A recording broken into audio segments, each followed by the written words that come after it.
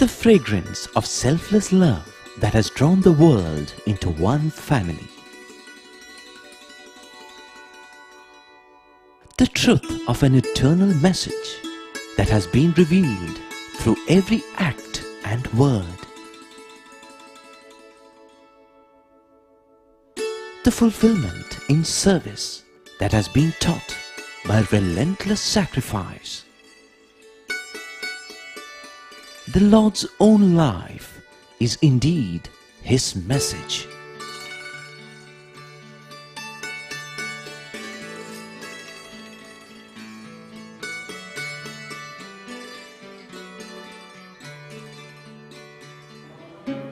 Sai Ram, and greetings from Prashanthi Nilayam. It is a pleasure to be with you once again and welcome you to the 27th episode in our series entitled The Message of the Lord. We are reaching towards the end of this series, and in this presentation we would like to discuss some aspects of problem solving with particular reference to the teachings of Bhagwan Baba. Right from the days of the caveman, humans have always encountered problems. For example, early humans had problems with finding food daily. They had problems with accommodation. They had to face danger from wild animals, reptiles, and so on. However, blessed as they were with intelligence by God, humans also learned how to solve problems as they came along. For example, they tamed animals, learned to farm, live in communities and share problems and difficulties, and so on. As man accumulated knowledge and human society advanced in many ways, problems also grew, often becoming more and more complex. Thus it is that even today, after so much of scientific and technological advances, hundreds of millions of ordinary people continue to have constant worries about food, water, and shelter. The rich also have their own worries, such as job security, concern about personal safety, and so on. Even countries have worries about security threats, food shortage, financial stability, etc. Many of these problems may seem like purely worldly problems.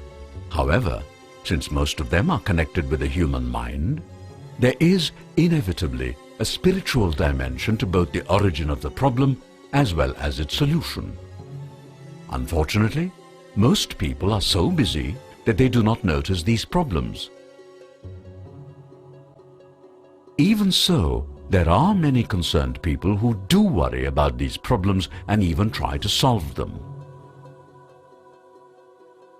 I mentioned to you earlier that world statesmen met in the year 2000 to define clear goals and targets for solving many pressing problems, and that they subsequently published what has come to be called the Millennium Goals.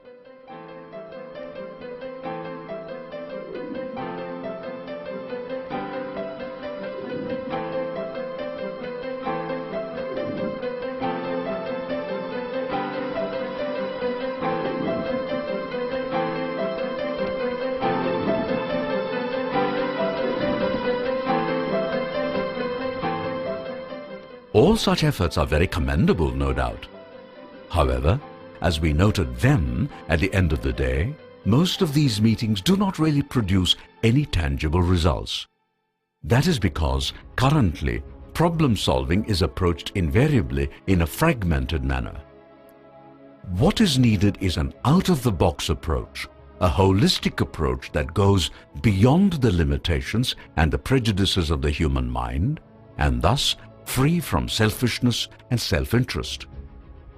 In trying to find solutions to modern problems, we have to be careful enough to realize that sometimes what we imagine to be improvement and progress actually results in new and more complex problems.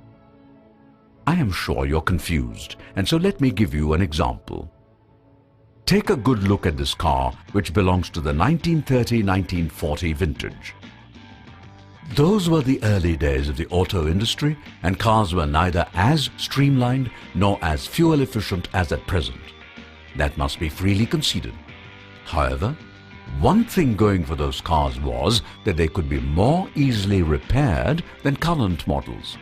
In America, for example, people in those days used to take pride in fixing their own cars most of the time. In India, on the other hand, while car owners seldom carried out their own repairs, there were any number of roadside garages where repairs could be done. That in turn meant employment for many people. So, there were pluses and minuses with old technology. Then came progress, and we have the modern cars which unquestionably are superior to older cars in many ways. But you know, automobile technology has also become very complex. As you are aware, most cars of today rely very heavily on computer controls, and that the complex electronic system accounts for nearly half the cost of the car. Thanks to such complexity, these days even cars have to have a scan when taken for repairs. Yes, automobile technology has progressed by leaps and bounds, but at a cost. One part of the cost is job loss.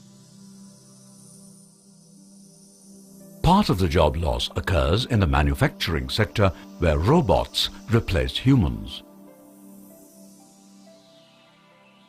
Jobs are lost in the auto repair sector also because car repairs cannot be done by the roadside auto mechanic anymore.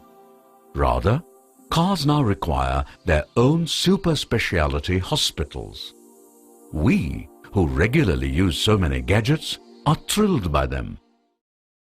But we hardly realize how many manufacturing jobs are lost as a result of mass production and technological complexity. It is time to realize that when people are replaced by machines in large numbers, it creates huge unemployment problems. In other words, while mass production might be good for making profits, it leads to a lot of unemployment, and that can cause all kinds of problems. And believe me, when unemployment becomes rampant, social unrest rises steeply. The message is loud and clear. Mass production may be good for corporations, but it is production by the masses that would really benefit society. We seldom realize that there are really two different worlds on the same planet.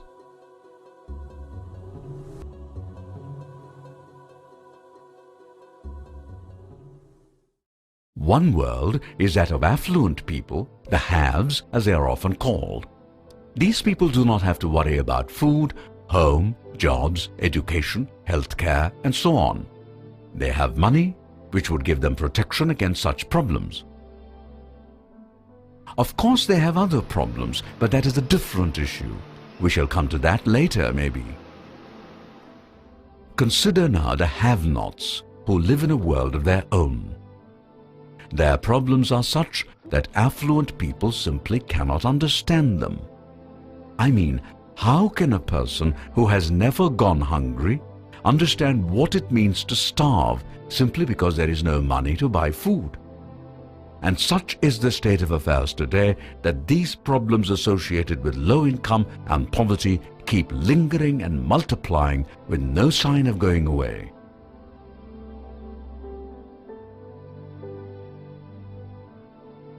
Please do not imagine we are arguing against technology. Not at all. I mean, without technology, humans would not have been able to travel easily and in large numbers, for example. A lot of drudgery was also removed through the use of machines.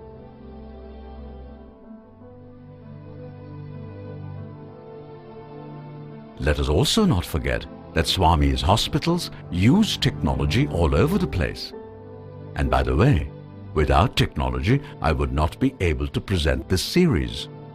So, we are not opposing technology per se, and that should be quite clear.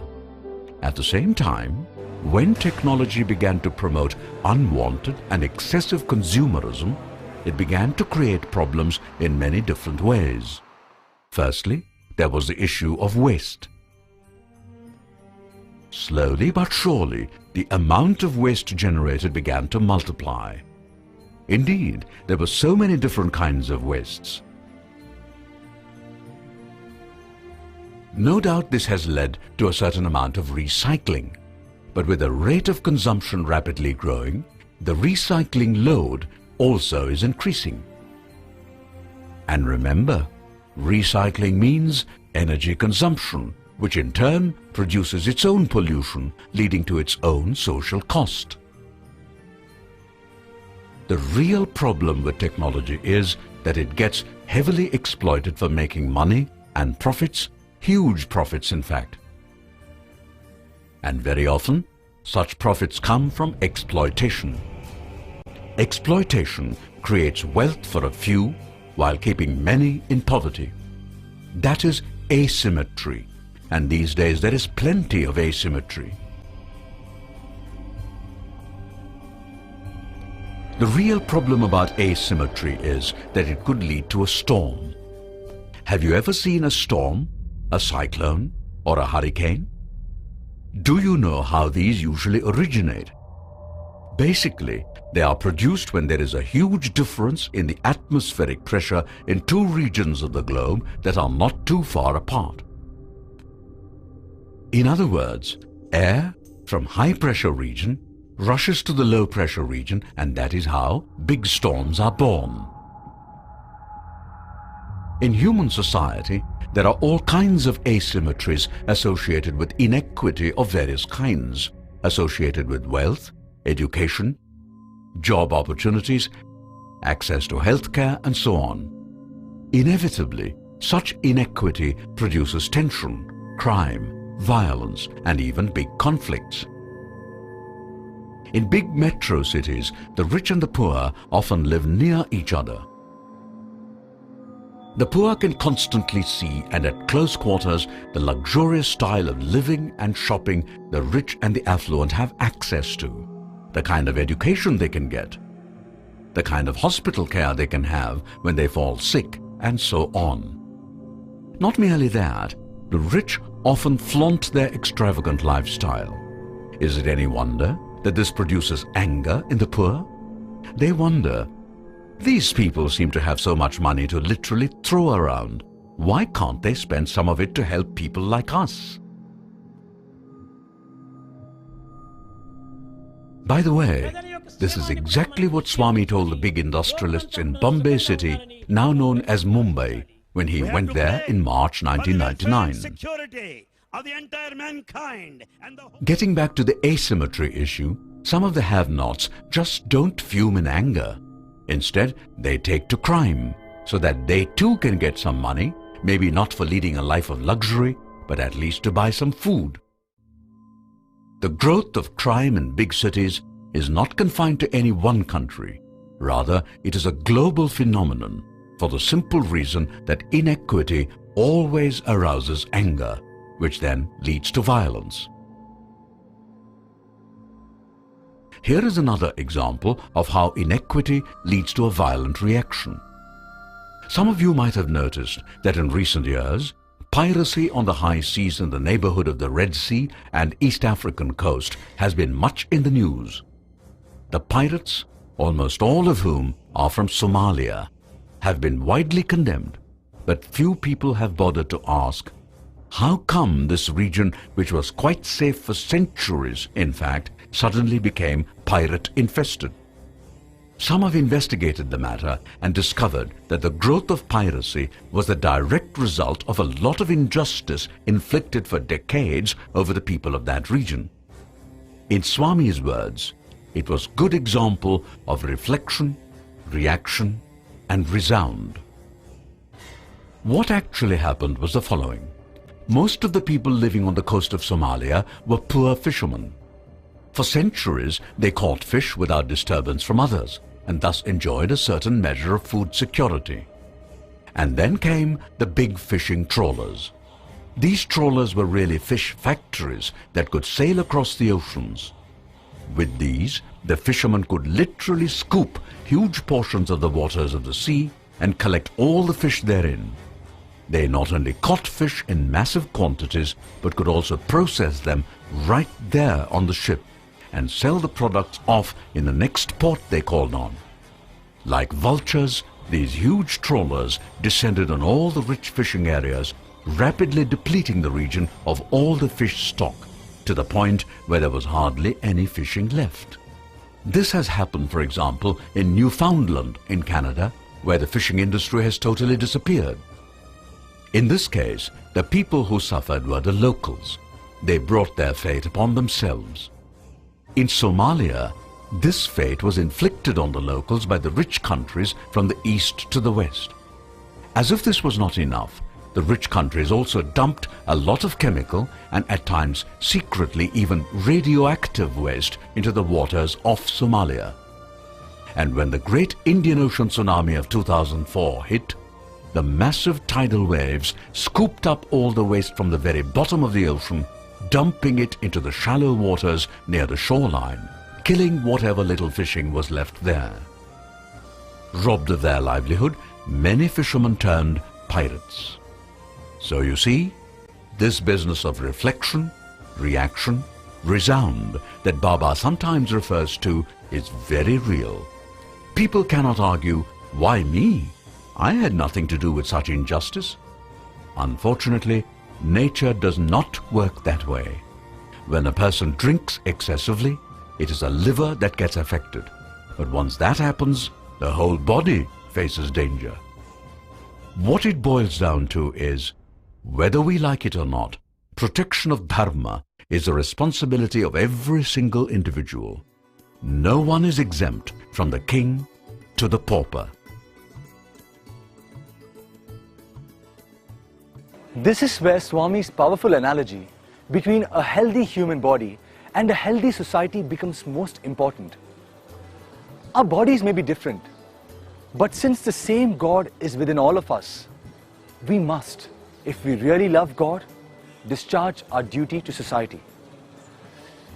I'm afraid we have to wrap up here for today, but tomorrow we shall continue from this point and explain clearly how Baba's teachings not only ties all these points neatly, but also shows the way to actually solve these problems. Thank you for being with us, and do join us again tomorrow for the next episode. Jai Sai Ram.